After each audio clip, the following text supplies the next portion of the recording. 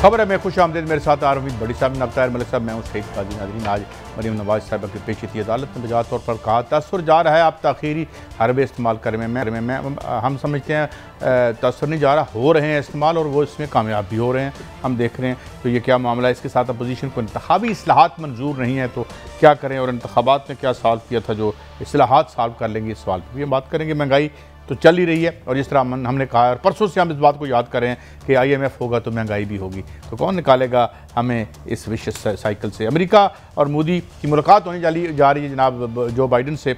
और आज एक और भी बड़ी खबर है कि माशाल्लाह पूरा इंडिया अब उनकी अपोजिशन कह रही है कि $3 बिलियन की जो स्मगलिंग है ड्रग्स की, क्या अदानी जो कि राइट हैंड मैन है जनाब मोदी साहब का, और मोदी साहब के भी वहाँ शेयर बताए जा रहे हैं, तो ये क्या मामला है, इस पर बात करेंगे।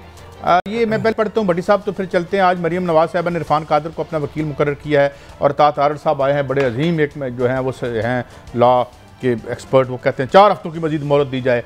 अदालत का कहना था कि इरफान कादर साहब को पेश होकर खुद वक्त मांगना चाहिए था। तसर जाता है कि आप ताख़ीरी हरबे इस्तेमाल कर रहे हैं, हमारी जानिब से ताख़ीर नहीं की जा रही। मरीम नवाज ने गुज़श्ता समात पर एक नई दरख्वास्त दायर करने की इस्तदा की थी अदालत के सामने। खैर अब वो सच बोल रहे हैं, झूठ अदालत बताएगी। इस्लामाबाद हाई कोर्ट ने मोहलत की इस्तदा मंजूर करते हुए 6 अक्टूबर तक केस की समात मुलतवी कर दी है भट्टी साहब। और नैब ने यह कहा था कि रोज़ाना की बुनियाद पर केस किया जाए, और हम नैब को कहते हैं, नैब काम नहीं करती। बहरहाल भट्टी साहब, तो ये वो ताख़ीरी हरबे क्यों इस्तेमाल कर रहे हैं, अगर कर रहे हैं तो? बिस्मिल्लाहिर्रहमानिर्रहीम। मुझे बड़ी हैरत हुई है कि उन्होंने फरमाया ताख़ीरी हरबे इस्तेमाल कर रहे हैं। पाकिस्तान में इंसाफ कहीं जल्दी भी मिलता है यार, मुझे भी वो जगह बता दें यार। लाहौर में एक दिन में जब हो गया था छुट्टी वाले दिन, मियां साहब को मुझसे तो कसम ले ले, मैं 3 साल से जोर लगा चुका हूं, मैं समझ में बड़ा नाम उनका कहीं इंसाफ नहीं मिलता है जी। ये ताहीरी से मुझे गौर है। देखिए अच्छा। इंसाफ तो मिलता ही नहीं पाकिस्तान में ना, मतलब इसमें कोई गुस्से करता है, माइंड करता है, करे भाई। दूसरी बात देखिए, मरीम नवाज साबिक वज़ीर आज़म साहब की साहबजादी, उन्हें बार बार बुलाना ये उनकी तौहीन है। कोई थोड़ा सा प्रोटोकॉल भी होता है, कोई अदब एहतराम भी होता है। तो एक बेंच उनके कहीं गिर्द गिर्द बना दिया जाए जहां घर के करीब। देखे ना आप, उनके साथ वो हिना भट्ट होती हैं, 2-3 बंदों का उनका बेंच बना दे। आपको क्या प्रॉब्लम है? आइन में अमेंडमेंट करनी है ना, आपने कर लेते हैं जो हुक्म करेंगे। देखिए ताख़ीर कर क्यों रहे हैं? ताख़ीर इसको कर रहे हैं कि वो चाहते हैं कि सितंबर में 23 में एक साहब आए, उनका केस वहाँ चले, वो क्लियर हो जाए। तो अब आप सितंबर तक इंतज़ार नहीं कर रहे। अब देखें ना, एक तरफ तो कहते हैं ताहीरी हरबे इस्तेमाल करें, दूसरी 15 दिन की आपने डेट दे दिया। भाई आप कल बुला लो उनको, परसों बुला लो। ताहीरी हरबे तो इस्तेमाल तब किए जाते हैं कि करवाए भी जाएं। देखें ना, मरीम नवाज साहबा की आपको खूबी नहीं पता, वो शुरू से ना मोहतरम मियाँ नवाज शरीफ साहब की बहुत ज़्यादा लाडली हैं। मैं एक वाक़या सुनाता हूँ आपको, इससे अंदाज़ा होगा। 97 में हमारे एक मुल्क के वज़ीर आज़म थे, वो कोयटा चले गए। कोयटा चले गए, इंतज़ामिया को प्रॉब्लम हो गई कि साहब ने नाश्ता कौन सा करना है। साहब के नाश्ते के बारे में पता किया गया। उस वक्त के वज़ीर आज़म मुझे एग्जैक्ट याद नहीं है, 97 या 98 था, कौन है, काजी साहब सुबह 6 बजे हेलीकॉप्टर कोयटा से उड़ा और लाहौर से पावे, खद्दे और गरी के चने लेकर गया। तो यार उनकी साहबजादी को आप इंसल्ट करते हैं, बार बार बुलाते हैं। कोई तो अपना रवैया ठीक करें यार। आप बाइस हो चुके हैं इस वक्त। मैं तो कहता हूं कि खदों के साथ मैं बता रहा हूं, जब वो रात सोए, थोड़ा सा वो किसी बात पे नाराज हो गए, उस अफसर को, वो आज भी जिंदा है, बकायदा कांपने लग पड़ा। उन्हें क्या अच्छा है तो दसो साहब, शौक ने खांधे की ने, उन्हें क्या पावे ए आलू शोरा वैसे कहते हैं, पाए शुरू से, और चने फलां जगह के। सुबह 6 बजे कोयटा से हेलीकॉप्टर उड़ता है, लाहौर आता है और सारा नाश्ते का सामान लेके जाता है, और उस वक्त के वज़ीर आज़म नाश्ता खाते हैं। उनकी साहबजादी को गुस्सा हो ना फरमानो, अल्लाह से डरो, इतनी बार बार बुला रहे हो, क्यों ना वो तुम पे सीखवा हो, क्यों ना वो तुमसे नाराज हो। मोहतरमा मरीम नवाज साहबा इतने लाडों से पली, इतने प्यार से पली, इतनी मोहब्बत से पली, अपने वालिद की लाडली, अपनी वालदा की लाडली, दादे की लाडली, दादी की लाडली। तो यार काजी साहब थोड़ा सा अपने रवैयों पर भी हुकूमत को नजरसानी करनी चाहिए। ठीक कहते हैं, मैं तो समझता हूँ कि मैं आपकी तरफ आता हूँ, वैसे तो जस्टिस मलिक क़य्यूम साहब खून के घूंट पी रहे होंगे, लेकिन आप मुझे ये बताएं मलिक साहब कि वो क्यों जनवरी तक डिले चाह रही हैं? काजी साहब, भट्टी साहब ने आपको बड़े क्लियर बात बताई। इस निज़ाम को आप समझिए ये अमीर आदमी का निज़ाम है। तो अब ये जो वकील है, मैं तो अपना बराह रास्त तो नहीं कह सकता, ये करोड़ों के पैसे लेके आते हैं। वकील साहब ने आना है, कादर साहब नए वकील आए, उन्होंने कहा नहीं मुझे आप टाइम दें, मैंने केस इसकी स्टडी करनी है। पॉइंट सिंपली ये है कि कोई ना कोई आपका टारगेट है, आपको कोई टाइम के साथ आपने चलना है, और अगर आपके पास पैसे हैं, वो भट्टी साहब वाली बात है, आप उस टाइम तक प्ले करते रहे। आपके पास सबसे बड़ा पॉइंट ये कि अगर आपने गलत किया या सही किया, यही फैसला आपने करना है ना। तो आप कहें जी आप अब 6 को क्या होना है, मैं आपको बता दूं, कादर साहब ने आना, उन्होंने कहना जी मैं नया वकील हूँ, मैं तो भी स्टडी कर रहा हूँ केस की, तो मुझे कम से कम अब टाइम दे, तो फिर नया काम शुरू हो जाएगा। अल्लाह ना करे उनको डेंगू हो जाए, अल्लाह ना करे उनको कोई बीमारी हो जाए, अल्लाह ना करे उनकी तबीयत ख़राब हो जाए। तो पहले कभी मरीम की भी तबीयत आपको पता ख़राब है, काम से शुरू हुआ है। तो ये सिस्टम ऐसा है कि अगर आपके पास पैसे हैं, ताकत है, तो फिर आप अपनी मर्ज़ी की डेट के साथ अपने डिज़ायरेबल रिजल्ट्स लेते हैं। मैं ये कह सकता हूं। बड़ी साहब ये काजी साहब आपको ताहिरी हरबे से दार है, ये आज क्या तारीख है, 23 के 24 23, तो 25 दे देते। आप 5 तारीख देंगे, 15 दिन तो अदालत की सवाबदीद है। नहीं भट्टी साहब, सवाल ये ना आज क्या अदालत ने किया, आप आए आपने कहा हमने नया वकील ले आए, ये जो आपने फरमाया क्या है, ये आम प्रैक्टिस है।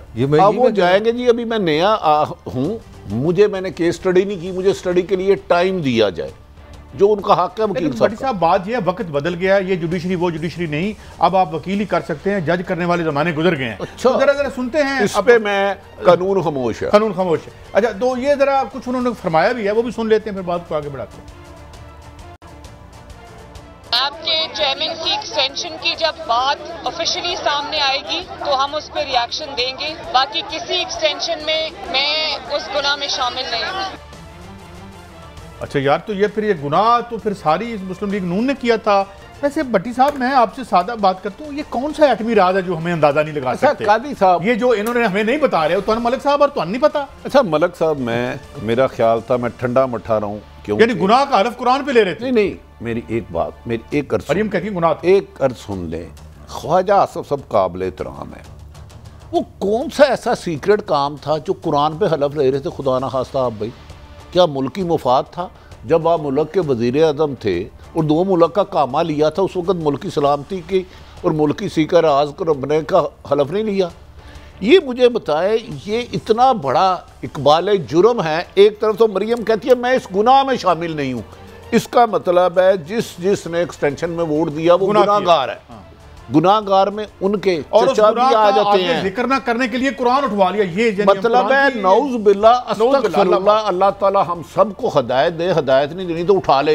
यानी कि गुनाह करते हुए शर्म नहीं आती, उसका बताते हुए हलफ दे रहे हैं। और कुरान जालिम हो, और तुम तो रब के निज़ाम को चैलेंज कर रहे हो। रब कहता है गुनाहों से बचो, नाइंसाफी से बचो, जुल्म से बचो, ज़्यादती से बचो। ये कह रहे हैं गुनाह करके उसका बताने पे हलफ लिया है। यार इन्होंने कुरान पढ़ने के लिए है, उस पर अमल करने के लिए, इन्होंने उठाने पहले कहते हैं कि मलिक साहब यार मुझे थोड़ा सा, आप ना उस्ताद भी हैं, आप बच्चों को पढ़ाते हैं, तो आप बच्चों को पढ़ाते हैं, कोई ऐसा गैर कानूनी काम करना जिसको आप गुनाह समझते हैं, बहुत तो मरियम नवाज मैं नहीं देखे अपने गुनाह नहीं, आप पता नहीं वो गुनाह कबीरा समझते हैं या खाली गुनाह। ये तो गुनाह तो उन्होंने किया, अपने बाप की हुक्मदुली करना, अगर आप समझते हैं गुनाह तो उन्होंने किया, क्योंकि ये हुक्म नहीं, सुन लेना मेरी बात, ये नवाज शरीफ का हुक्म था। अपना ख्वाजा साहब पार्लिमानी लीडर थे नून के, क्योंकि शहबाज शरीफ साहब उस वक्त जेल में थे, और ख़बरें जो हैं, ख़बरें ये हैं कि ख्वाजा साहब ने पार्टी के अंदर मियाँ साहब को कन्विंस किया कि मियाँ साहब मामला मुक गए, सिर्फ एक वोट दे दो तो आई अश्योर यू आगे ग्रीन लाइट। अच्छा खबर बड़ी किसने कहा ये ख्वाजा आसिफ साहब ने मियाँ साहब को कहा कि भाजी सारा काम मुक गया, आप बस मेरी एक बात मान लें, फिर आगे ग्रीन लाइट हर तरफ हो जाएगी। फिर ग्रीन लाइट मैं भट्टी साहब को ये गेंद इसके बाद दे दूंगा। मियाँ नवाज शरीफ ने कहा अच्छा ठीक है, अगर तुम कहते हो तो ये वोट दे दिए, और कमाल की बात है अगले हफ्ते मियां नवाज शरीफ साहब ने गुजरांवाले में हमला कर दिया कि ये बंदे हैं जिन्होंने इलेक्शन कराया, वो 82 बंदों ने सर पकड़ लिया। मैंने नहीं कि मियां साहब एक हफ्ता पहले सेनेट का इलेक्शन उसके बाद हुआ था। अच्छा अब आप बोले मलक साहब, तो ये मियां साहब को उन्होंने कहा उस्ताद है, मैं तो दुनिया का सबसे गुनाहगार आदमी हूँ। नहीं, आप प्यारे आदमी नहीं, वो कह रही है इस गुनाह में मैं शामिल नहीं। गुनाह करके आप खलफ लेते हैं लोगों से कि इसको सीकर हाथ में रखो, इसलिए गुनाह कराते हो। ये नायब सदर था पार्टी की। गुनाह कर उस जगह खुदा ना हो जिस जगह, या वो जगह बता जहां खुदा ना हो, वो अज़ाब इलाही से बच जाओ यार। हम बच जाओ। काजी साहब एक बेटी उनकी साहबजादी करी, इस गुनाह में मैं शामिल नहीं। और ख्वाजा आसिफ साहब काबिल एहतराम फरमा रहे हैं कि हमने इस गुनाह को छुपाने का कुरान लिया, हलफ लिया। उन्होंने गुनाह नहीं कहा ख्वाजा साहब ने यार। मैं मरियम नवाज ने कहा मेरे अल्फाजों को इधर उधर ना करें। मैंने कहा मरियम कह रही है मैं इस गुनाह में शामिल नहीं। ख्वाजा साहब कहते हैं हाँ दिया है, लेकिन हमने इसका हलफ लिया है। ये क्यामत की निशानी नहीं है तो और क्या है कि एक ऐब कर रहे हो, ऐब बुराई जिसमें को मरियम नवाज समझ लिया गुनाह, और आप अपने उसके रंगे वालद लोगों से कुरान ले रहे हैं। अल्लाह इस कौम को रहनुमाई करे। सही हम पर आफतें आती हैं। ये पार्टी से बगावत नहीं है। अच्छा, गुनाह मुझे तो गुनाह से ज्यादा कहता है गुनाह। ये रोल्स मलिक साहब ऐसी अड्डे काफी ये बगावत नहीं है, ये रोल्स तय हैं। अच्छा तय हैं, ये अंदरों पार्टियां यकीन है, कोई ऐसे मसाइल नहीं। अच्छा कुछ और मजीद सुनते हैं। हुकूमत की छतरी जब बंद होने लगती है तो बहुत चीजें जो हैं वो अयां होने लगती हैं, आपकी ताकत जो है वो खत्म होने लगती है। तो बहुत सारी चीजें सामने आएंगी, आ रही हैं। उसमें फिर ये बहाना नहीं चलेगा कि मैं जवाब नहीं दूंगा। ये आपके जाती मसाइल नहीं है, ये कौम का पैसा है जिसका एक एक पाई का हिसाब आपको देना पड़ेगा। यार ये तो बिल्कुल ठीक है। इनके वालिद साहब ने जो एक पाई का हिसाब दे दिया, तो दूध का दूध पानी का पानी कर दिया, कुछ शाकी नहीं छोड़ा उन्होंने।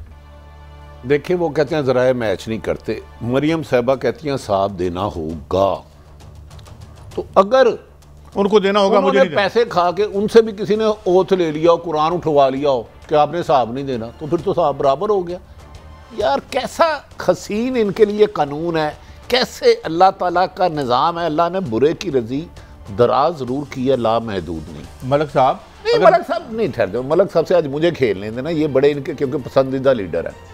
मतलब साहब वो फरमा रही है कि हिसाब देना होगा। सुन लें, अगर जिससे हिसाब मांगेंगे उसने कह दिया कि मैंने भी कुरान उठाया, मुझसे हलफ लिया, मैं इस पे बात नहीं करूंगा, तो फिर देखिए भट्टी साहब इखलाकी तौर पे आपका इखलाक है कि जो चीज़ आप खुद नहीं करते किसी को नहीं कह सकते। मैं आपसे 200% एग्री करता हूँ। अगर आप इमरान या PTI से हिसाब मांग रहे हैं अपना भी हिसाब दें, मगर जो पोलिटिकल बात है ये हर एक के लागू होता है। इमरान को भी हिसाब देना है, इनको भी हिसाब। चलो मैं हिसाब दे देना, ठहर जाओ। अभी मैंने आपको कोयटे की बात सुनाई ना कि एक वज़ीर आज़म कोयटा गए और उनके लिए सुबह 6 बजे एयरपोर्ट से पावे और लाहौर से नाश्ता मंगाया गया। पंजाब की अहम तरीन शख्सियत एक विजिट पे गई एक ज़िले के, उन्हें खाना बहुत पसंद आया माशाल्लाह। उधर DC कमिश्नर बहुत ज़्यादा टहल सेवा करते हैं, उन्हें 5000 रुपये एक अफसर को टिप दी। इसने कुक ने बहुत अच्छा खाना बनाया है। नाल ही कान में कहा हुए इनको 9-10 लाख दिया ना रसीदा बना दे। अच्छा तो प्रॉफिट कितना है? 9 लाख रुपए में 5000 में 9 लाख कमा लिए। अभी मैंने ये भी नहीं बताया कि रसीदे उन्होंने किस चीज़ की कहा था। ये छोड़े, इस मुल्क में ताकतवर जायज़ पैसा हराम कमाए तो वो हलाल, गरीब आदमी हलाल भी कमाए तो वो हराम। ताकतवरों के लिए कानून हो रहा है। 5000 रुपया टिप दी, खाना बड़ा अच्छा था, रसीदें बनवा ली। किस चीज़ की रसीदें? कि इधर मैंने बेवा यतीमों को पैसे दिए हैं। मलक साहब ये आपका मुल्क चल रहा है। ये आया था ये तो मुझे नहीं पता कहाँ आया था। मैं ना किसी का नाम ले रहा हूँ ना मुझे पता है। मुझे आज मेरे वज़ीर आज़म का बयान बड़ा अच्छा लगा। रिश्वत लेने और देने से गैरत चली जाती है, ये मेरे वज़ीर आज़म इमरान खान का बयान है। लेकिन मलिक साहब हम ये चीज़ें जो हैं खाद्य और इंसाफ को क्यों कंफ्यूज आपस में करें? मुझे ये बताएं मलिक साहब, ये मुझे बताएं कि ये क्या इन हाउ कैन आप पूछ सकते हैं, एक आप अपराइट आदमी हैं, ऑनेस्ट है, अपनी ऑनेस्ट रोटी कमा के सारी उम्र आपने किया, आप मुझसे प्राइम मिनिस्टर से किसी भी पूछ सकते हैं। ये कौन होते हैं पूछने वाले? इमरान खान से, जो अपना नहीं बताते। चलिए मेरा पॉइंट है कि ठीक है मरियम का मेरा है रिजेक्शन करने का हक जो है वो वोटर को है। उनको जब अगला इलेक्शन हो तो लोग कहें जी भाई आप तो इलेक्शन लड़ नहीं सकती, ऐसे डिफेंड ना करें, वो नाअहल है ना। मगर सवाल ये इसका ये मतलब तो नहीं ना कि आज की हुकूमत में हम बात ही ना करें। अगर हम करें ना यार, ये क्यों करते हैं? मैं आपको छोटी सी कर रहे हैं, मेरा भी थोड़ा सा गुस्सा ले लेना। मतलब मुझे पहले पता लगा कि मेरा एक वज़ीर आज़म था गिलानी, एक मेरा वज़ीर नवाज शरीफ था, वो अच्छे लोग नहीं थे, वो 10-5 रुपए दे के करोड़ों रुपए के तोहफे लेके, मुझे अच्छे नहीं लगे, उन पर रेफरेंस है। अब मेरा आज का वज़ीर आज़म कह रहा है कि जनाब मैं तो आपको साहब नहीं दे सकता। मुझे दुनिया की जितनी कोई थोड़ी बहुत अक्ल आई है, डेमोक्रेसी में वज़ीर आज़म होता है मेरा नुमाइंदा, वो अकाउंटेबल है, मुझे जवाब देना है, वो कहता है मैंने जवाब नहीं देना। आज पंजाब हुकूमत की सुन ले, उनसे पूछा गया कि CM साहब की कितनी गाड़ियाँ, वो कहते हैं ये सिक्योरिटी का इशू हमने नहीं बताना। तो मेरा सवाल ये अपने आप से कि भाई फिर हम इलेक्शन क्यों करते हैं, हम हुकूमतें क्यों बदलते हैं, हम पार्टियों क्यों बदलते हैं, हम किधर जाएं, हम वहीं के वहीं खड़े हैं। सवाल तो ये नहीं है कि नवाज शरीफ अगर गलत है तो हम PTA को छोड़ दें, हम कह रहे हैं नवाज का भी एहतसाब करें, उससे भी बदले लें, ये हुकूमती कौन सा एहतसाब कर सकें तो करे ना, कोई लंदन की गलियों में घूम रहा है, भट्टी साहब वो एक कन्विक्टेड हैं, उनको अदालत कह रही थी आप ताखीरी हरबे करके, वो ताखीरी हरबे। एक मेरी बात सुन ले काई साहब, एक अदालत ठीक कह रही है। काई साहब मेरी बात, इस मुल्क में 28 से ज्यादा इंटेलिजेंस एजेंसीज हैं, 7,000 अरब रुपये मैं लगा रहा हूँ इस स्टेट को चलाने के लिए। अगर ये स्टेट इतने पैसे लेकर अगर चोर नहीं पकड़ सकती, केस नहीं कर सकती, तो फिर मैं किधर जाऊँ इसका? तो आपको किसने कहा स्टेट का काम चोर पकड़ना या जाल? यार हमने पासन इसलिए बनाया था। आपको किस स्टूपिड ने कहा? मेरी अक्ल कह रही है, कायदे आज़म ने मैं कह रहा हूँ नहीं, ये आपका 73 का कॉन्स्टिट्यूशन कह रहा है। कहता है मैं प्रैक्टिकली बता रहा हूँ ना, मुझे बता दे क्या आज भी लाहौर में सबसे बड़ा कब्जा ग्रुप भट्टी साहब आप पढ़े और उसने कुछ ने यूनिफॉर्म भी पहना, हम भी बंदे हैं, मुझे बताएं, क्यों नहीं पकड़ते आप? प्यार से सच बताएं ना, मुझे बताएं ये मुल्क इनका है, ये आम आदमी का मुल्क नहीं है। नहीं इस तरह तो ना, मैं बताता हूं किसका मुल्क, मैं बताता हूं, अपने तजुर्बे से अदालत का कन्विक्शन भी हो जाए, नायाल भी हो जाए, बददियानत करार दे दिया जाए और लंदन मौजा कर रहे हो और उन्हें मौजा देना ले, तो शर्म की बात है। ये सुने इदारों की कुछ बात हो रही है, वो भी सुनते हैं। नून लीग ने तो इदारों का हमेशा एहतराम किया है, चंद अफराद पे जो जिम्मेदार थे उनके नाम भी लिए हैं, उन पर तनकीद भी की है, लेकिन जब इदारे अफराद को इदारा समझना शुरू कर दें तो वहां से डाउनफॉल शुरू हो जाती है। यार मेरी रिक्वेस्ट है अपना प्रोड्यूसर साहब, वो जो बहुत हमने एहतराम किया था जजा नु नसाक है सुप्रीम कोर्ट, वो तो हमें दिखा दें अहमद साहब। अच्छा 2 मिनट जो इन्होंने एहतराम किया था ना, हमें पैमरा का नोटिस आ जाएगा। पैमरा के चेयरमैन भी बड़े प्यारे आदमी हैं, हाँ, बड़े फटाफट नोटिस उन्होंने टाइप करके रखे होते हैं, जो हुकूमत पे तनकीद करता है भेजी जाते हैं, वो टाइपिस्ट उनका बड़ा अच्छा है। इनके वालिद साहब ने जो एहतराम किया था ना, जिनका रिजाइन मांगा था, जो इल्ज़ाम लगाया है, मजबूरी है कि अदालत का हुक्म है, हम वो चला नहीं सकते, वरना हम चलाते ज़रूर कि मोहतरमा अदारों का एहतराम आप इस तरह करते हैं। हमें भी इदारे इंसाफ नहीं दे रहे, रुल गए हैं, लेकिन मजाल है उनकी शान में कोई गुस्ताखी करें, ठीक है, मैं नहीं दे रहे ना दें, रोज़े इशर वाले दिन जाके ले लेंगे इनसे। कादी साहब मरियम नवाज साहबा को इंसाफ की बातें करती हुई अच्छी लगती हैं, लेकिन मलिक साहब मैं मलिक साहब एक बात से इत्तेफाक, मलिक साहब अच्छा, वो नवाज शरीफ मैंने कल देखा था, कहीं मुझे बता रहा था कि सोशल मीडिया पर उन्होंने कहा मेरे नाल बड़ा जुल्म होया है, मैं 12 अक्टूबर 2000 में 99 में अपने कमरे में टेलीफोन कर रहा था, मेरा फोन छीन लिया गया। अच्छा वो बेगम साहब कर रहे थे फोन। अच्छा सुन लें, तो यार आप जब उनका टेलीफोन छीन लेंगे और जनरल महमूद साहब पर उन्होंने गालबन इल्जाम लगाया, उनकी सरबराही में हुआ है सारा कुछ, वैसे आजकल वो तबलीगी जमात का हिस्सा है। अच्छा तो फिर जनरल साहब के साथ ऐसा इमरान खान साहब नवाज शरीफ के साथ ज्यादती हुई, तो अगर नवाज शरीफ मुशर्रफ साहब उनके खिलाफ थे, तो फिर ये सऊदी अरब कैसे चले गए? मुझे समझ नहीं आई, मुझे मेरा मलिक साहब एक बात ठीक करते, मैं इससे 100% इत्तेफाक करता हूँ, इनको जिन्होंने भेजा वो इतने बड़े जुर्म मुजरम हैं जितने ये हैं। वो तो मैं पूछ रहा हूँ मलिक साहब दे दूसरी पार्ट के साहब आधा सवाल किए, फिर मुझे ये मैंने पूरी बात करनी है उन पट्टी साहब ने बता, ये चले गए आपको पता चले, फिर आ भी गए, लाया कौन था मुझे ये भी बताया। यही दोनों आपका सवाल उससे ज्यादा वैलिड है, लाया फिर मैं अपने कत्ल किसके हाथों में तलाश करूं? नहीं वो थोड़ा सा बता देते ना उसमें एक नहीं बहुत जब आप बता सकता हूं, लेकिन लूली लगड़ी जमहूरियत में जहां इंसाफ चंद कारों की दहलीज पे बंदी हो, वहां क्या बात करने का फायदा? मलिक साहब जो हमने करनी है, हमने सच तो बोलना है ना। इस लास्ट मेरा एक फिक्र है, इस मुल्क में कोई वजीर आज़म वोट से लगता नहीं है, ये कहीं से फोन आता है तो आ जाते हैं, कहीं से चले। अच्छा काजी साहब आप साहिब इल्म है, अगर किसी ने कुरान झूठा उठाया हो तो उसका कुफारा क्या है? किसी साहिब इल्म से पूछेंगे, वैसे उसमें हम गुस्ताखी नहीं करते। हम ये कहेंगे अल्लाह ताला उनको माफ करे। मैं आज सरफराज शाह साहब मेरे बुजुर्ग हैं, मेरे वालिद की तरह, मैं उनसे पूछूंगा कि कुरान जबरदस्ती उठवाना और शौक से उठवाना और बुराई को छुपाने के लिए उठाना की सजा एक बात मेरी तरफ से भी पूछ लीजिएगा कि किसी भी जो ओथ होता है ऑफिस का, उस पर आप हल्फ लेते हैं कि मैं मुल्क का वफादार रहूँगा, इसके जितने, चाहे आप ब्यूरोक्रेसी में से हैं, फ़ौज में से हैं, आप सिविलियन एलीट में से हैं, और उसके बाद आप ठेकों में से माल कमाते हैं अगर, तो उसके बारे में अल्लाह ताला का क्या हुक्म है? वो जो आप वायोलेट करते हैं तो उसमें भी आइन में स्ट्रेंथन होता है, भले वो ब्यूरोक्रेट डाका है, बट काजी साहब वो तो डाका है, सीधी सीधी बात है, इसमें तो के लिए डाका नहीं है। जो भट्टी साहब आज आपके दिल में मुझे लगता है गरीब निकल गया आपके दिल से, मुझे अजीब लग रहा है। वो क्या बात है, खुद इंसाफ के लिए मुझे कोई नहीं देता, बाढ़ में जाए। बट्टी साहब जो लोग हल्फ उठा के उसको वायोलेट करते हैं, अब उनकी क्या बात करें? जरा इंतखाबी इस्लाहात पर जरा कुछ फरमुदात सुनिएगा। जो अपने इख्तियारात से तजावुज़ करते हैं, जो अवाम के मैंडेट पे डाका डालते हैं, जिनके अंदर ये हिम्मत और हौसला है कि वो अवाम के फैसले को पांव तले रोंद के निकल जाते हैं, जब तक उनके आगे दीवार नहीं बनाई जाएगी, आपका किसी इस्लाहात का कोई फायदा नहीं। अच्छा बड़ी साहब, ये तो मैंने सुना नहीं, अगर दोबारा सुना दें तो मैं किसी सोचों में गुम था कि ये एस्टैब्लिशमेंट और फौज की तरफ इशारा कर रही है, और क्या है, क्या करती है फौज? वो कहते हैं जी उसकी तरफ किया जाए। लेकिन बात यह है कि जब आप ऑफिस में बैठ के वजीर खजाना को कहते हैं कि अंडर इनवाइसिंग कर, और टीवी पे खबर चलती है, आप पूछते नहीं हैं। जब आप अपने वजीर खजाना को कहते हैं कि ड्राइवरों की जो बसें आ रही हैं उन बसों की ड्यूटी माफ़ कर दें, जब आपका वजीर खजाना कहता है ओए 500 गड्डियां मंगा ले बेटा, आज ड्यूटी नहीं हैगी, तो फिर तुसी कौन पूछने वाले? गलत है, हम लड़े थे उनके साथ, हमने किले काटे थे, हमने सजाएं मौतें ली थी, हैं जी, आप तो उनके साथ थे, अब लड़ो ना, जरा मदल तो लो। हाँ जी बड़ी साहब। नहीं देखिए, उन्होंने, मैंने उनका सुना ही नहीं, मुझे तो इतना पता है कि वो एस्टैब्लिशमेंट है आपके बकौल, तो एस्टैब्लिशमेंट उन्हें भिजवाया किसने था? रॉयल फैमिली में, उसका कौन जिम्मेदार है? उसका तयन करे। अब ताकतवरों के लिए और कानून और कमज़ोर के लिए और कानून।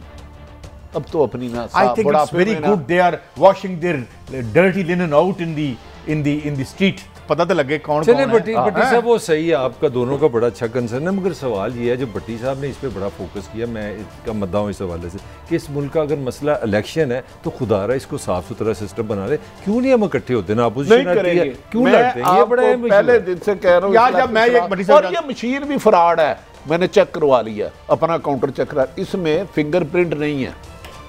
मैं समझ रहा था कि इसमें फिंगरप्रिंट है कि यानी कि सईद काजी का वोट, तो फिर तो रिकॉर्ड में आ गया, वो रिकॉर्ड में आ गया, वो तो रिकॉर्ड वो नहीं है, तो इसका मतलब कोई लगा दे, मैं आप मेरे नाम पे मैं जाके ताहिर मलक का लगा दूं तो लग तो मेरा तो ये वाले ख्याल था कि अगर मैंने लगा दिया तो वो तो मेरा भी यही ख्याल था, लेकिन हो सकता है इसमें हमारी गलती हो, इसमें हम शिमली फराज साहब से रहनुमाई ले लेंगे। लेकिन इमरान खान को इसका क्रेडिट जरूर जाता है कि उन्होंने अपोजिशन को बारहा कहा आओ इस्लाहात करें, अपने आईटी एक्सपर्ट ले जाए, चार बंदे बैठे हैं अपने आईटी के, आपके पास इतने अपने पार्टी फंड्स हैं माशाल्लाह, आप तो प्लाजो से के बनाने की भी पार्टी फंड लेते हैं, ये देखें तो बंदा ले आए ना। वैसे इमरान खान साहब को धांधली पकड़नी आ सकती है, वो सिर्फ जस्टिस वजीउद्दीन की एक रिपोर्ट है, उनकी अपनी पार्टी के लिए। नहीं, मुझे नहीं पता किसकी यार, आप क्यों बात को डिट्रैक्ट करते हैं? साहब हम साफी लोग हैं, बताता हूँ, कोई खुदा के वास्ते हम साफी लोग हैं, हम तो इन्फॉर्मेशन जस्टिस वजीउद्दीन की रिपोर्ट में एक नियाजी का भी जिक्र है। अच्छा, चलें आप बताएं, ये मौलाना फजल रहमान साहब भी उसमें नहीं है, उससे जो पार्लियामेंट्री कमेटी बनी जिसमें नून है, और नून और उनकी ठान गई आपस में, सानू सिर्फ वो मशीन चाहिए है जो हमें पावर में लाए। नहीं, मौलाना का क्या मसला है? ऐसी मशीन बनाए कि मैं कल प्राइम मिनिस्टर बन जाऊं। देखिए पॉइंट बड़ा सिंपल है, हम तीनों ने इलेक्शन लड़ना है ना, तो आप पीटीए का फायदा तो नहीं, मेरा भी फायदा है, हमारा भी फायदा है, तो आप पाकिस्तान को किधर लेके जा रहे हैं? मैं आज आपको बात करना पड़ेगा, मैं आपको एक बात बताऊं, इस मुल्क में शफाफ इलेक्शन और काला धन निकाल दिया जाए, इनमें से 99% बंदा आपका लीडर नहीं होगा, तो फिर ये सारे काले धन पे बैठे हुए हैं, रुकावट कौन है ना? तो काजी साहब जो आप कह रहे हैं काला धन जाल साधों को नहीं निकालेंगे, 1000 साल भी मुल्क बेहतर नहीं होगा। रब का हुक्म है, जहाँ करप्शन हो, बुराई हो, रब वहाँ से अपनी रहमतें, अपनी बरकतें उठा लेता है।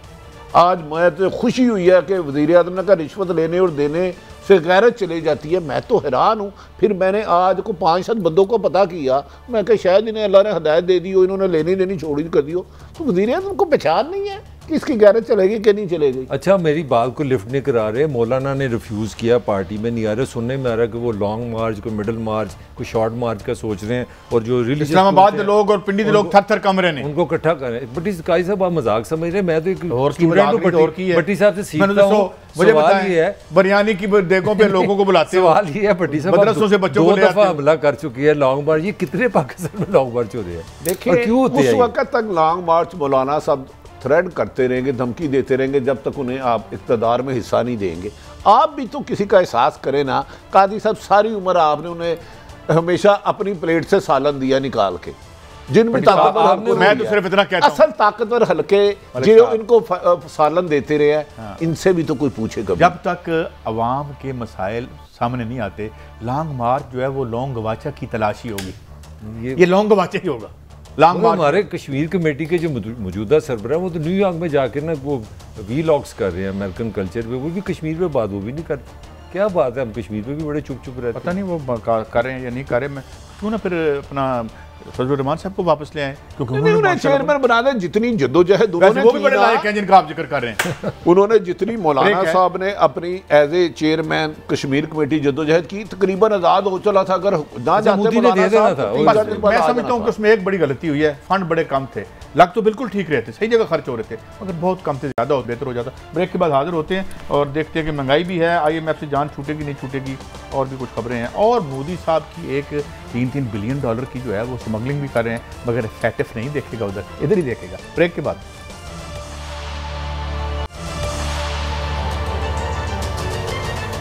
Welcome back. जी मलिक साहब, अब ये तो 2-3 बातें हैं। एक तो कल भट्टी साहब ने भी बात की थी कि बहुत से इलेक्शन की बड़ी आप बात कर रहे थे कि इलेक्शन की आना है, आमद है। लेकिन इससे पहले कि हम ये बातें करें, इमरान खान साहब ने फिर आज माफिया का एक रोना रोया है, और मेरे ख्याल में बजा तौर पर माफिया तो है, वो कंट्रोल कर सके ये नहीं कर सके, तारीख बताएगी। सुनिए क्या कह रहे हैं। बड़े बड़े माफिया बैठे हुए हैं, कानून के ऊपर हैं, कानून की बालादस्ती कायम नहीं होने देते, क्योंकि वो फायदा उठा रहे हैं करप्ट सिस्टम से। तो वो जब तक वो ये बड़ा बड़ा माफिया बैठा हुआ है और कहता है कि हमें NRO दे दो और बाकी गरीबों को पकड़ो, वो मुल्क आगे नहीं बढ़ सकता। जी भट्टी साहब, मलिक साहब से राय ले। भट्टी साहब जरा इजी मूड। देखिए, मैं कोई हमारा तो नहीं ना हक बनता किसी से पर्सनल, मगर खुदा का वास्ता है, हुकूमत का मतलब है कि अल्लाह ताला ने आपको इख्तियारात दिए हैं, आपके पास महकमे हैं, आपके पास इंटेलिजेंस एजेंसीज है, आपने रिजल्ट देने हैं। 3 साल के बाद आप तो लगता है UNO के मुबसर है, कमेंट्री कर रहे हैं, ये हम तीनों का काम है, ये हमारा प्रोफेशन है जर्नलिस्ट का। हम कोई ये नहीं मैं कह रहा कि हमको बड़े अल्लाह के ख़ास लोग हैं, ये हम इसके पेट अपना भरते हैं कि क्रिटिसिज्म करते हैं, चीज़ों को एनालिसिस करते हैं। खान साहब ने 3 साल में मेरा 3 करोड़ दफ़ा एक ही बात ही की है, NRO नहीं दूंगा, ना दो भाई। मैं कह रहा हूँ मैं ये माफिया, तो मुझे ये बता दें माफिया पकड़ना किसने, ये भट्टी साहब से पूछ लें। मैं अभी देखिए बात ये थोड़ी सी बात, इमरान खान साहब के ये बयान जो है उनके तो इट लेज बेयर के वो उनकी अपनी नाकामी का अच्छा, मैं थोड़ा आपकी बात को काट रहा हूँ, आई अपोलोजाइज फॉर दैट। सिंपल सी बात है, अब सारी चीज़ें माफिया तो नहीं ना। इस मुल्क का एक वज़ीर आज़म, मैं 3 दफ़ा उसका नाम है नवाज शरीफ, उसके नाम पे पहली एक वैक्सीनेशन लग गई है, रिकॉर्ड में मौजूद है कि पाकिस्तान का नवाज शरीफ जो बच्चे को पता है लंदन में बैठा है, वो छुप के आया किसी जहाज़ पे बैठ के, उसको वैक्सीनेशन लगी और दूसरी अपॉइंटमेंट भी उसकी होगी है। ये भी माफी है यार। इस तरह नवाज शरीफ नाम के एक और साहब भी थे जिन्होंने मेरे ख्याल में इलेक्शन भी लड़ा था किसी जगह से, तो उसको किसी को कंफ्यूजन हो गया। जनमन नवाज शरीफ नहीं देखे ना भट्टी साहब, ये सारा माफिया।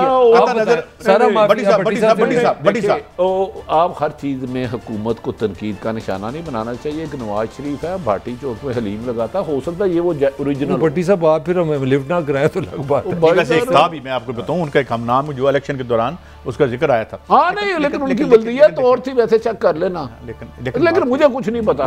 लेकिन बात सुने, इन्होंने जुल्फकार अली भुट्टो डायरेक्ट लड़ा था इस मुल्क की इस्टेब्लिशमेंट से। इन्होंने क्या किया, इन्हें क्या सारा सिविलियन सेटअप जो है ना ऑपरेटर्स 2 नंबर कर दो। इन्होंने 35 साल से क्या, आज क्या लड़ाई हो रही है, आज इनकी जो पेनिट्रेशन सिविलियन एस्टेब्लिशमेंट में है, देखे ना, फलाना आ जाएगा, फलानी पोस्ट पे आ जाएगा तो फिर सारी तारीख लाओ, फलाना आ जाएगा तो फिर लाओ।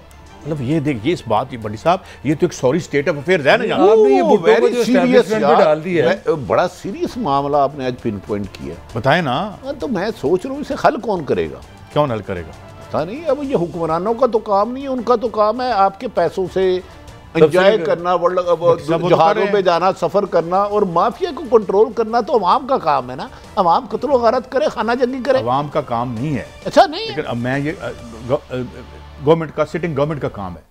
लेकिन सिटिंग गवर्नमेंट जो है अगले दिन पता चलता है कि वो मुंह दे बाहर पे ही होएगी। नहीं काजी साहब देखिए, फिर छोड़ दें, हम ना करें, छोड़ दें। अगर तो क्या मैं छोटी सी बात, लेकिन क्या आप इससे इनकार करते हैं कि यहाँ वेल एंट्रेंच्ड माफिया मौजूद है?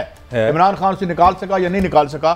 नहीं निकाल सका। मैं तो कह रहा हूँ, फिर मेरा वही पॉइंट है ना, फिर आप साबित बन जाए, आप खबर है में प्रोग्राम में आगे एनालिसिस शुरू कर दें। फलानी पोस्ट पे जो बैठा हुआ है वो फलाने का दामाद है और वो राइट हैंड मैन थे। तो मैंने लगाया है। फलाने जो जज साहब ने लगाया है, इफ्तिखार यार मैं नहीं लाया, लेकिन इस रियासत के लोग, कौन जिम्मेदार? इमरान खान ने लाया है। तो फिर इस जस्टिस कासिम साहब को इमरान खान ने लगाया था, जो एक दिन में इंसाफ देते थे इनको। नहीं ये जो मुझे बताएं ना।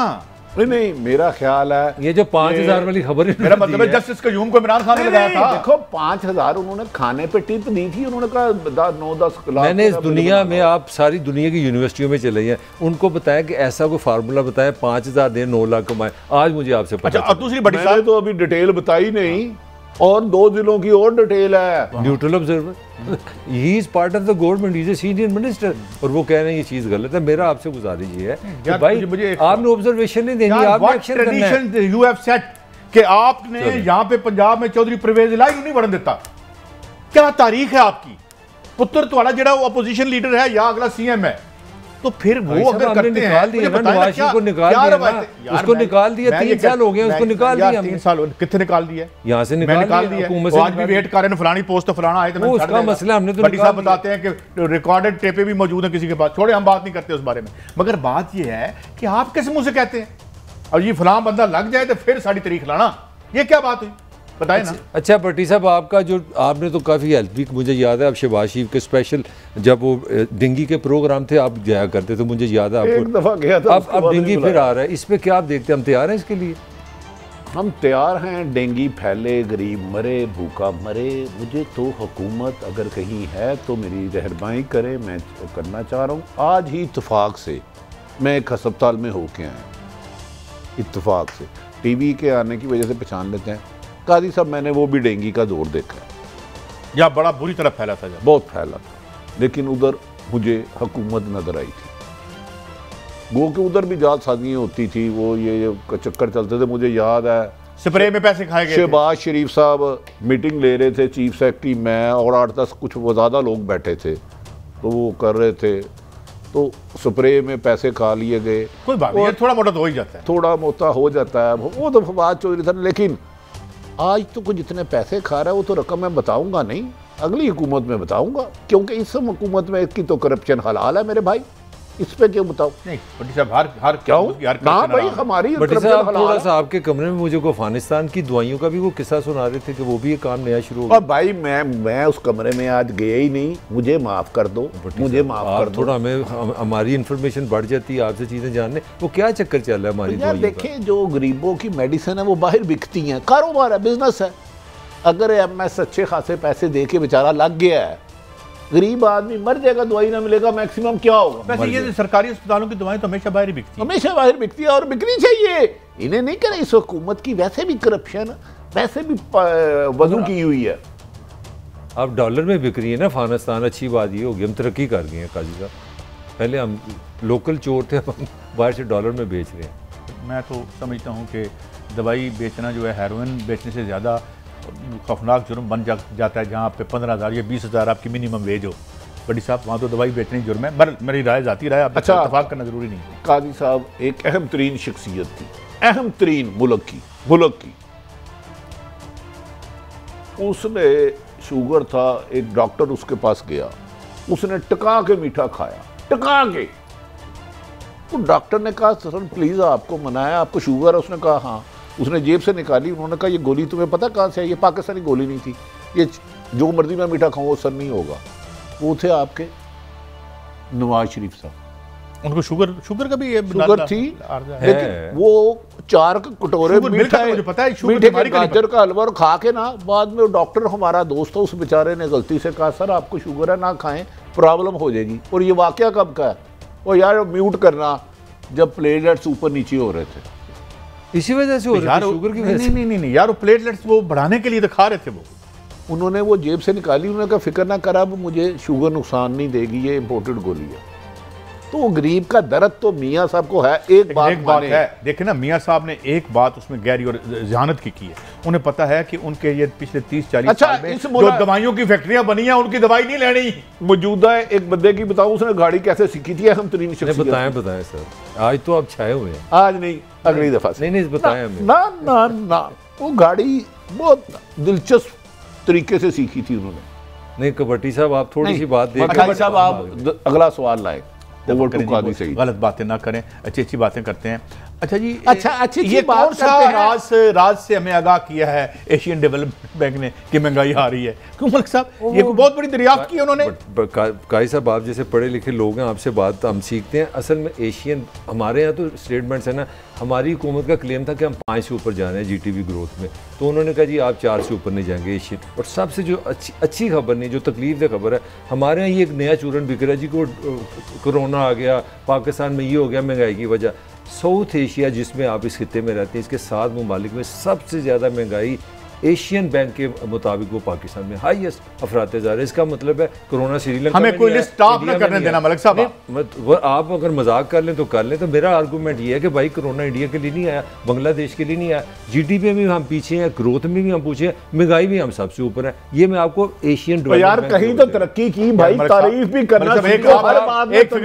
आप साफियों की प्रॉब्लम ये मलिक साहब, एक गलत आपका फिगर, तरक्की में इंडिया माइनस ग्रोथ पे है। ना इंडिया 7.5 और एशियन प्रोजेक्टेड है ना, मैं अब जो पिछले गई है, मैं एशियन डेवलपमेंट बैंक को कोड कर रहा हूँ। सिर्फ श्रीलंका और भूटान पास नीचे, सारे आगे है, बांग्लादेश आपसे ऊपर। कोई ऐसा गल दसो कि श्रीलंका ने तो थल्ले लाया ना, तो नहीं अब कोई ऐसा करो। मुझे वैसे तो मैं इस पे बिलीव नहीं करता ये जो ग्रोथ रेट का, लेकिन कोई ऐसा तरीका बताएं कि श्रीलंका और भूटान से भी हम नीचे आ जाए। कोई ऐसा तरीका है? दोबारा भी दोबारा नहीं आगे बढ़ते यार, बहुत सी बातें और भी हमने करनी है। अभी हम ये महंगाई पे आप बात कर चुके हैं या हम चले महंगाई का जो देखिए, महंगाई का एक और हमारे यहाँ बड़ा प्रोपेगेंडा किया जाता है जी कि ये दुकानदार चोर हैं, ये आड़ती चोर हैं, सिस्टम चीज नहीं। मैं सिर्फ आपको कल परसों की खबर दे रहा हूँ। आपकी यूटिलिटी स्टोर्स हैं वो गवर्नमेंट ऑफ फेडरल गवर्नमेंट के मतहत है। वहाँ की महंगाई तो मैं जिम्मेदार नहीं, भट्टी साहब जिम्मेदार नहीं, स्टेट ऑफ पाकिस्तान चलाती है ना।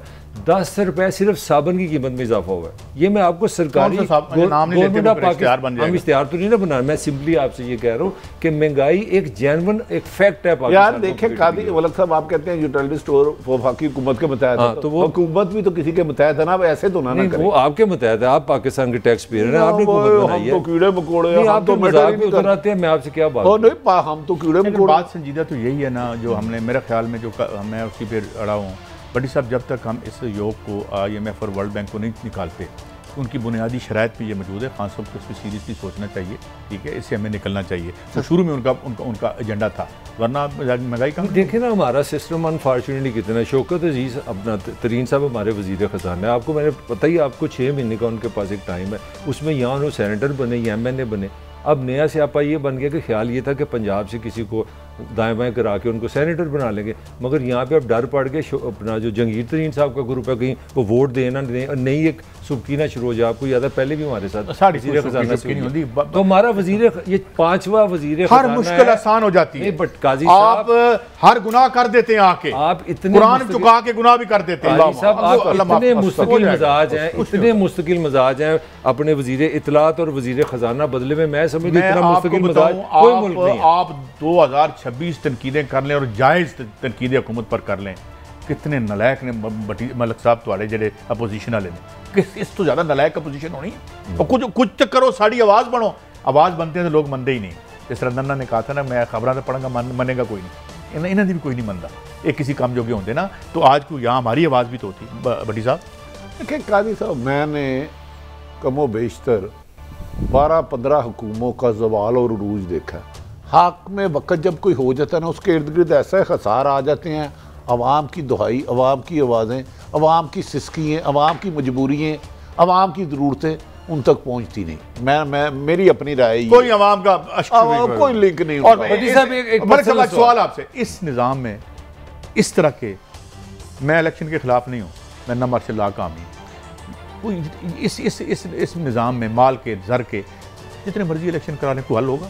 कोई हल नहीं होगा। हम आगे बढ़ते हैं। दायरे का अब हमारे प्यारे मोदी साहब जो चाय बेचा करते थे और अब वो वज़ीर आज़म में दूसरी दफ़ा मुमकिन है तीसरी दफ़ा भी बन जाए, वो जनाब ने $3 बिलियन की उनकी एक पोर्ट से पकड़ी गई है, जो अदानी जो उनके बड़े राइट हैंड, ये अदानी वही हैं जिन्होंने उन्हें ज़ीरो पे ना बेशुमार कर्जा दिया था। ये गुजरात में जब थे ना, यही लोग हैं जो मोदी को ऊपर उठा के लाए हैं। अदानी है, अंबानी है, इनको खुल के माल फेंका था इनको, और उन्होंने जवाबन अपने माल दिया कि आप इलेक्शन जीत के आ जाएं।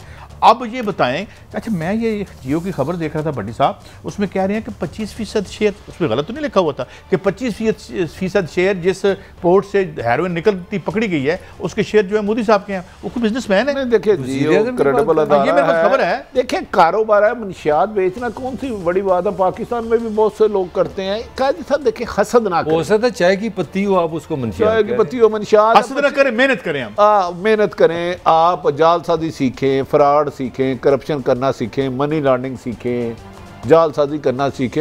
ये मनशियात कितने पैसे उन्होंने कमाया मोदी साहब ने? $3 बिलियन में उनको अगर 25 निकाला जाए तो देखें इस गुर्बत में जहां कोरोना ने पूरी दुनिया की इकानमी तबाह कर दी हो और मोदी जिग-जैग करके इतना पैसा कमा जाए, भी कुछ कमा रहे हैं, अभी नाम नहीं लूंगा क्योंकि इस दौर में कमा रहे हैं।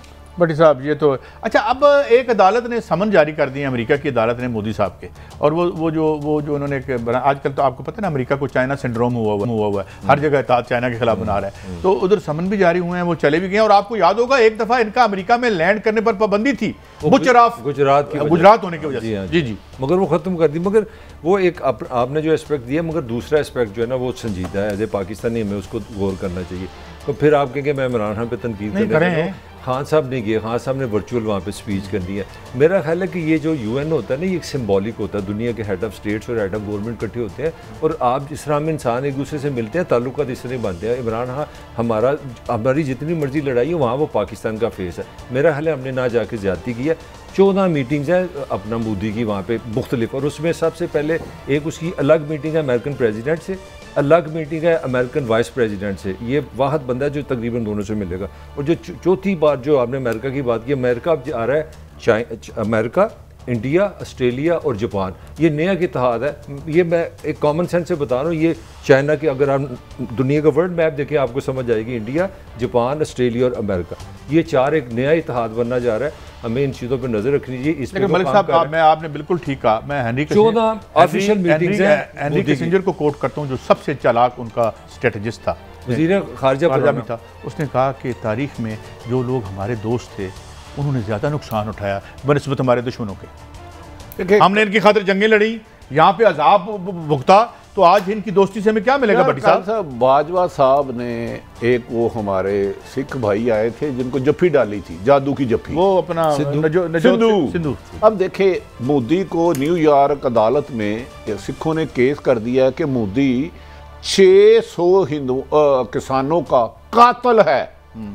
अब कल अदालत में आवाज पड़ेगी नरेंद्र मोदी वल्द ना मालूम हाजिर हो। तो देखें अब भारत, मेरे ख्याल में पाकिस्तान ने इन 3 सालों में और कुछ किया नहीं किया, भारत को बहुत ज़्यादा एक्सपोज किया। वो जो एक सुपर पावर था, मलक साहब उसको कह रहे हैं ताकत माने हैं, अब अमेरिका भी आज से 25 साल वाला ताकत नहीं रहा। इकॉनमी आजकल माशी तरक्की चीन की वादिया तौर पे नज़र आ रही है। अमेरिका अपने हमसायों के साथ अच्छा सलूक नहीं कर रहा। फ्रांस के साथ दरीना साथी जो अभी कह रहे थे उसके दोस्तों ने नुकसान नहीं उठाया।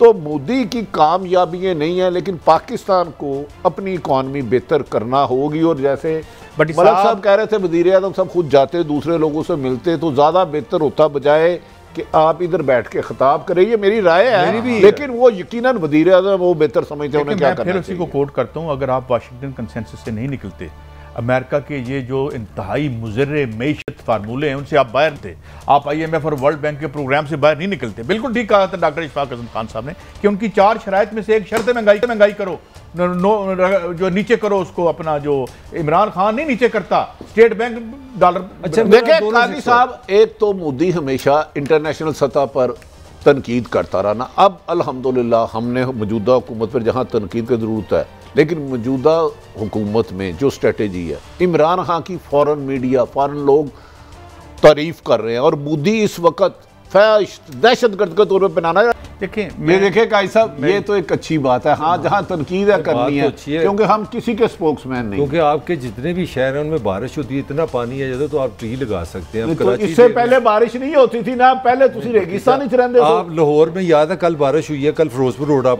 मेरे भाई, आज कराची तो बताया ना, कराची की बात कर नहीं, मैं कराची, मैं आप ट्री की बात कर रहे हैं, यहाँ शहरों के शहर में सलाह की उसने क्या लफ्ज कहा मुझे जरा वो मैंने तारीफ की, अच्छी बात है। उसने कहा हमें फॉलो करना चाहिए इमरान खान को, जिसने मिलियन ट्री का कॉन्सेप्ट है। और आपके तो शहर पानी से महफूज थे। कराची में देखे आज जवाब देते ना, 2013 से 18 तक भी एक हुकूमत थी, 8 से 13 तक भी थी, 2 से 18 तक, उन्होंने क्यों नहीं लगाए? एक किसी ने देखे, अगर नवाज शरीफ आज वापस आ जाता, जो मुझे इतला, उन्होंने कहा मैं इस कौम के लिए मर मिटूंगा, मुझे अवाम का दर्द खाया जा रहा है कि महंगाई से अवाम तरस रहे हैं, मैं अगर नवाज शरीफ साहब आते हैं और अदालतों में पेश होते हैं और बाइज्जत बरी हो जाते हैं, हम फिर आपको भी कहना पड़ेगा उन्हें इलेक्शन का हक हासिल है। अगर अदालतों से बरी हो सकता है, इसी महीने आ जाए। मरियम ने कहा था हमारी मोहब्बत है कराची यार, आज उसके साथ क्या हुआ? के इलेक्ट्रिक्स फारक पानी पानी हर जगह, और हम मेरे हाले को 15 प्रोग्राम कर चुके हैं। कराची का कोई वाली वारस है इस मुल्क में? बिल्कुल कोई नहीं है। बल्कि ये सारा पानी जो है वो 1918 के बाद इकट्ठा होकर आया है 2018 के बाद। मैं माफ़ी चाहता हूँ। और यार गल सुनो, Boris Johnson I don't rate him very high, और मुझे ये भी पता है कि वो ये क्यों कह रहा है। अमेरिका ने गन पॉइंट पे ये इससे करवा रहा है, ये इलेक्शन, ये जो क्रिकेट का गंद कर रहा है, मगर उसके हमारे साथ मफादात भी हैं। यहाँ की रूलिंग एलीट के जो अरे सुने, ये हमें आपके एवन मैं मुहावरतन और सिम्बॉलिकली कह रहा हूँ, हम जो आज टके टोकरी हो गए ना, 2-2 टके के हो गए हैं, ये आपके एवन फीट फ्लैटों की वजह से हो गए। जो हमारी इशराफिया के पैसे जो आज यहाँ पे मौजूद है, जो ताकत में है, जो भाग गई है, जो उनके पैसे वो याद नहीं आता। ब्रॉडशीट में जो नाम आया उसको ना याद। अच्छा, आप बोलते हैं, आपका हाफिज़ा खराब हो जाता है, आप मुझे क्यों निकाला में घुस जाते हैं? जो नाम ले नहीं सकता, जो है मैं नाम ले नहीं सकता। नाम मैं लेता हूँ। एक जज साहब थे, उनका नाम हिम्मत करे नाम दें। सिर्फ मैं माफी चाहता हूँ। देखिए, न्यूजीलैंड आके चले गया, लेकिन पाकिस्तान की हुकूमत ने एक्सपोज किया कि उधर 17 अगस्त को या 21 अगस्त को बनी। अब इंग्लैंड ने आने से इनकार कर दिया। क्या आपके साबिक वज़ीर आज़म, जो 3 दफ़ा मुल्क के वज़ीर आज़म रहे हैं, मोहतरम नवाज शरीफ साहब, उन्हें उस मुल्क में रहना चाहिए जिस मुल्क की क्रिकेट टीम पाकिस्तान में आना पसंद नहीं कर रही? अब ईमानदारी से बताएं। आप मीठे मीठे होके चाह रहे हैं वो जेल में आ जाए, गिरफ्तारी दे दे? नहीं, मरियम ने इंग्लैंड के खिलाफ तो एक ट्वीट नहीं किया कि वो टीम नहीं भेज रहे, हमें इनके साथ बाइकआउट यार कश्मीर के खिलाफ, कश्मीर के आपने बड़ी साहब नहीं मलक साहब इजराइल के खिलाफ वो नहीं बोलते। नवाज शरीफ मुहिब वतन है, और मैं भी कह रहा हूँ, क्या जो मुल्क आपके टीम में क्रिकेट नहीं खेलना चाहती, वहाँ आपके सरबराह को रहना चाहिए, जिसका पासपोर्ट भी खत्म हो गया? ये नहीं है बात। मैं आपसे इख्तलाफ करता हूँ। नवाज शरीफ हो या उनके तबके के बाकी लोग हों, ये मुहिब रकम है, मुहिब वतन नहीं है। आई एम सॉरी टू से, ये माल के पीछे, इनके माल भी उधर हैं, ये इनका दारुल खिलाफा भी लंदन है, और जो यहाँ बैठे हुए हैं उनका भी दारुल खिलाफा लंदन है, ये उधर चले जाते हैं। मैंने जब बात की थी तो सबकी बात की। आप जो वहाँ आपने जो वेस्टेड इंटरेस्ट का मालियाती मफाद क्रिएट कर दिया है वहाँ के सेफ हेवन्स में, वो आपकी फॉरेन पॉलिसी उसकी गुलाम है, आपकी मैशियत की पॉलिसी उसकी गुलाम है, वो चाहे कोई भी हो। और जब ये वहाँ माल लेके जाते हैं और हमें बताते हैं हम यहाँ पे सिविल आज़ादियों के लिए लड़ रहे हैं, तो I would say please shut up. मैं इतना सिर्फ कहूंगा, आप हमारे लिए नहीं लड़ रहे, अपने माल के लिए लड़ रहे। वो जो तो हमारा एक थॉट था कि मनी लॉन्ड्रिंग इतनी रोज होती है, वो बंद हो गई, अब हो रही है। देखिए, मैं आजकल काम करूँ एक स्टोरी पे कि हम तो खाली पॉलिटिशियन को तकीन करते हैं, किन किन के बच्चे बाहर हैं और किन किन की प्रॉपर्टी है। उसमें तो कुछ सरकारी अफसर भी हैं और बेशुमार सारी ब्यूरोक्रेसी आपकी। रियासत तो असल सरकारी मुलाजिम होते हैं मुस्तकिल। ज्यादा बात नहीं करनी। अच्छा। मैं स्टोरी करूं कि किस किस के बच्चे पिछले 20 सालों से बाहर पड़े और कितना खर्चा लग रहा हो, उसकी सैलरी कितनी है। वो तो सैलरी ज़्यादा 2 लाख कर लेंगे, अब वो डॉलर में कितनी बनेगी? 1200 डॉलर, 1300 डॉलर। हम बस जाते जाते इतना, हफ्ते का आखिरी प्रोग्राम है कि हम गुलाम इसलिए हैं जो हमारे असासों को लेके बाहर ले गए हैं, लेके जा रहे हैं, जिनके बच्चों की तालीम और मफाद की ये बात कर रहे हैं, उन्होंने हमें गुलाम बना के रखा हुआ है। खुद वो अपने फार्म हाउसेज में और लंदन के फ्लैटों में ऐशी करते हैं, हमारे बच्चे रुल जाते हैं। इंशाल्लाह ये बदलेगा, बेहतर होगा। हम आवाज़ उठाते रहेंगे। अगले हफ्ते फिर मिलेंगे। अल्लाह।